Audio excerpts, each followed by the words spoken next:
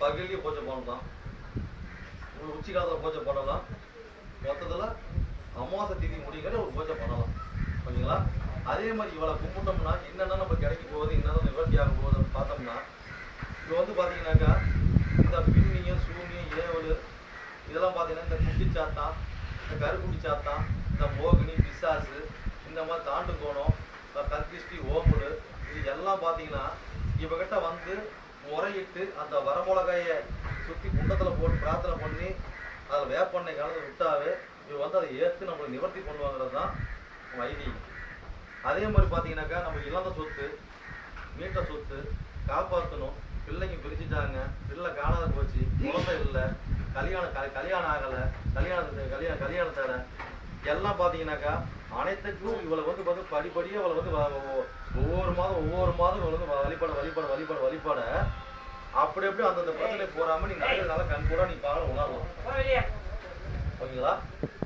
கிருத்திகரா தேவிங்க பார்த்தீங்கன்னாக்கா அதாவது நாம எது வந்தாலும் இது பண்ணிக்கலாம். அதாவது எதிரிங்களோட தாக்கம், ரண குண ரோக சத்ருகளோட தாக்கம் இருக்குது பார்த்தீங்களா? அந்த தாக்கமெல்லாம் பார்த்தீங்கன்னாக்கா இவகிட்ட வந்தாவே அது தெரியாயிடும்.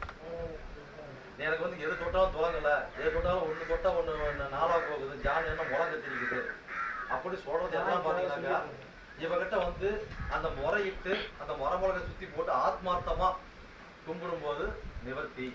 ஆனா இவளை நிவர்த்தி இவளை வழிபடுறதுக்கு விதிமுறை இருக்குது. சரிங்களா?